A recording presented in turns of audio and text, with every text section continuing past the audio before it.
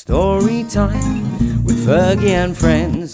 Hello, mums and dads, girls and boys, aunts and uncles, granny, grandpa! Yay! Here we are, story time is so exciting. And Charlie's Shell, the tale of a little snail and the greatest shell there ever was, by Marina, Zlatanova. Here we go, isn't it so exciting?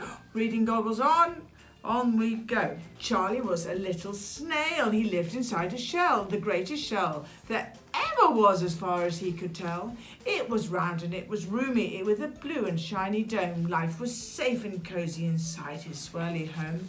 But then one day 3 slimy slugs slithered nearby, and here, dear reader, I must reveal these slugs were mean and sly. They stared and glared and jeered and sneered with slugs, which slugs do very well, the instant they beheld the snail beneath his swirly shell. "What a silly shell," they yelled. "It's not what we would wear. We'd never lug a load so large all day from here to there." With a sniffle and a snuffle, Charlie hid away. His shell was not the greatest, he realised in dismay. He'd never win a race with it, nor squeeze beneath the door. Dragging it from place to face was sometimes quite a chore. And this is when it struck him, his cleverest idea. He'd cast aside the big old shell which once had been so dear. He drew a big breath and puffed his cheeks, then pushed and heaved until, pop, the shell flew off his back and tumbled down the hill. "Finally, I'm free," he cried, without a shell to lug, smooth and bare from head to tail. I look just like a slug. Alas, the day grew very hot. No longer was it fun to be completely smooth and bare beneath the burning sun. "Oh dear me," he moaned, "this didn't turn out well. I wouldn't roast and sizzle so inside a shady shell." At last the sky turned dark and grey, with stormy clouds appeared. "Hooray! Cool rain is on the way," and the sunburned Charlie cheered. Oh, the rain, it never came. It began to hail instead. Thump, thump, hailstones fell and bopped him on the head.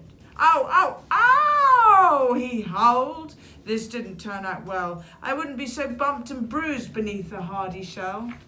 He reached a shrub for cover in a frightened and frantic scramble, but this shrub he soon discovered was a prickly berry bramble. Help me," Charlie cried. "This didn't turn out well. I wouldn't be so snagged and snarled beneath the shiny shell."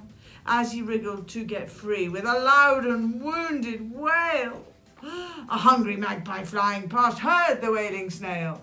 "Oh no," he cried, "not again. This didn't turn out well. I wouldn't be this magpie's lunch tucked safely in a shell." Before the bird could gobble him up, he found his swirly home. It was round and it was roomy, with a blue and shiny dome. He fled inside safe at last, and sighed with great relief. Life outside this trusty shell was full of woe and grief. Now if those slugs could slither by to jeer and sneer with glee, he'd say, "A shell is all you need. Do come in and see." What a very, very good story. I love that story.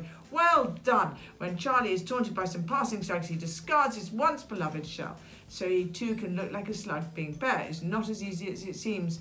A snaily tale with an important message at the heart: to appreciate your own shell that you're in. Bye. With Fergie and friends. With Fergie and friends.